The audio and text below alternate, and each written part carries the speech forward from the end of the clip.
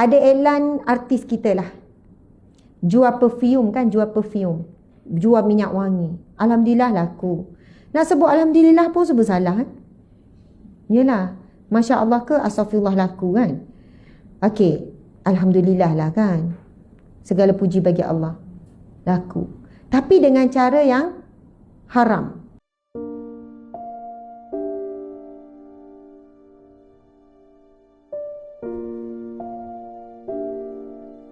Allahu Akbar. Betapa teganya manusia. Hidup di bumi Allah. Hirup udara Allah. Makan rezeki Allah. Bila susah cari Allah.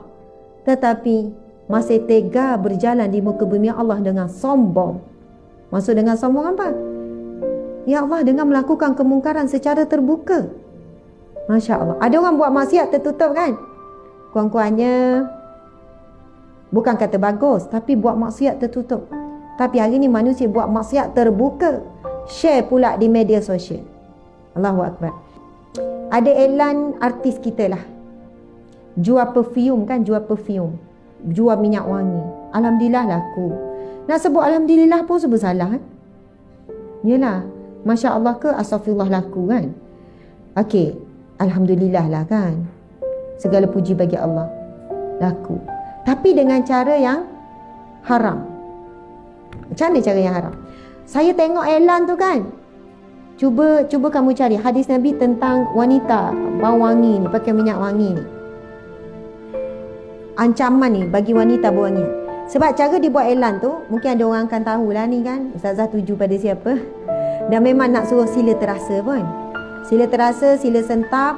Dan kalau pun macam mana ya, akhir zaman kemaksiatan, kemungkaran dah terlalu obvious sangat, terlalu berluasa sangat. Jadi gerakan nahi mungkar pun kena kuat jugalah kan. Subhanallah. Okey. Ini hadis nilai sebagai hadis hasan. Nabi SAW bersabda, ayyuma imra'atin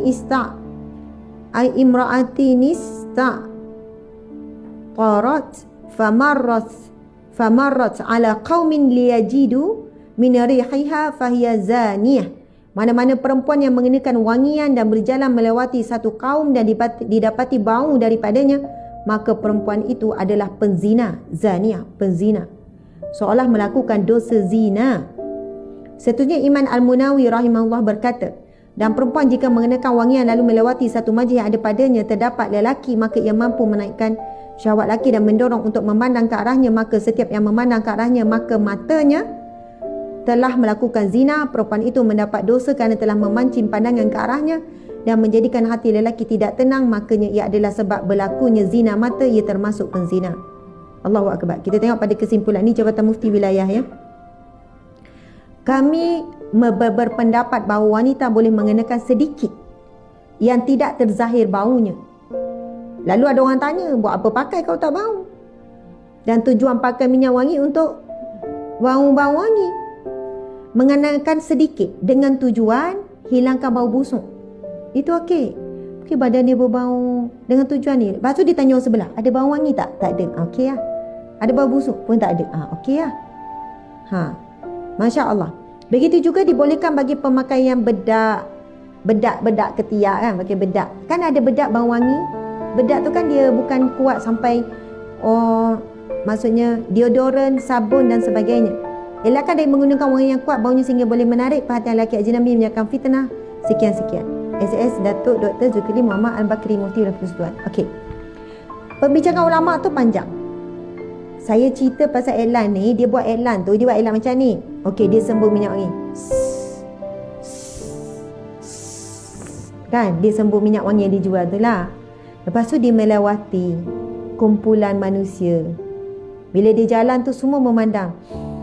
Macam buat bau. Yang lelaki pun iklan tu pun lelaki pun.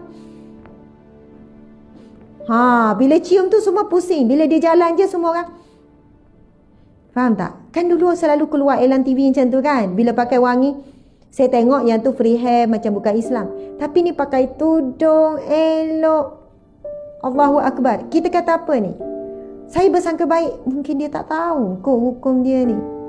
Dan dia nak laku tu, jual perfume tu dengan beri gambaran kalau kau pakai minyak wangi ni, memang mata akan memandang.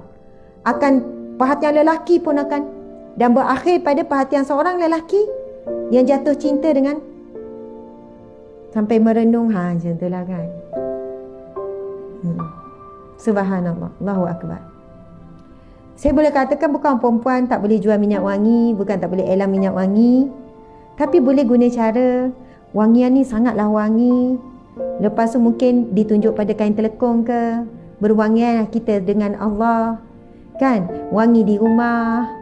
Maksudnya bukan nak menggalakkan elan tu berwangian untuk menarik perhatian lelaki, sebab perbuatan itu adalah haram secara jelas. Bahkan Nabi sebut umpama seperti penzina. Kerana apa? Mungkin dia tak ajak, mainlah berzina, jom zina. Memanglah bukan melalui perkataan, tapi melalui perbuatan.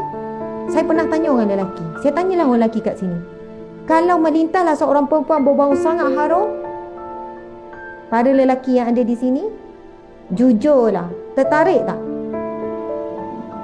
Masya Allah, astagfirullah. Kalau yang tak rasa apa-apa tu, cek balik kan, sehat ke tak? Subhanallah. Normal ya lelaki normal. Lelaki normal mungkinlah kalau kuat iman tu, dia tak, maksud saya bau ni kan, cium tu wangi. Pandangan mata satu hal, kita berjaya tunduk. Tetapi wangian ni bila terhidu tu dia masuk. Dia sekali dengan menaikkan rasa. Tapi lelaki yang soleh dia boleh mengawal. Astagfirullah.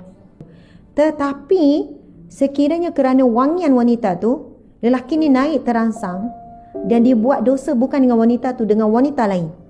Sebab terangsang tadi tu, hawa nafsu dah terangsang, buat dosa dengan wanita lain. Ataupun kerana dah terangsang hawa nafsu tu, dia balik rumah, duduk dalam bilik, tengok pornografi. Sebab apa? Nafsu yang terangsang tu menginginkan apa? Untuk dilepaskan air mani. Akhirnya buat onani, masturbation, istimta. Itu adalah perbuatan yang haram. Maka perempuan yang menyebabkan tadi itu melakukan, dia buat perbuatan tu, sebab Nabi sebut mata berzina, telinga berzina, tangan berzina, kaki berzina, menuju ke tempat zina. Tapi bukanlah dosa tu, tidaklah menyamai zina yang betul-betul tu. Tidaklah menyamai, tetapi dosa tu dosa yang besar.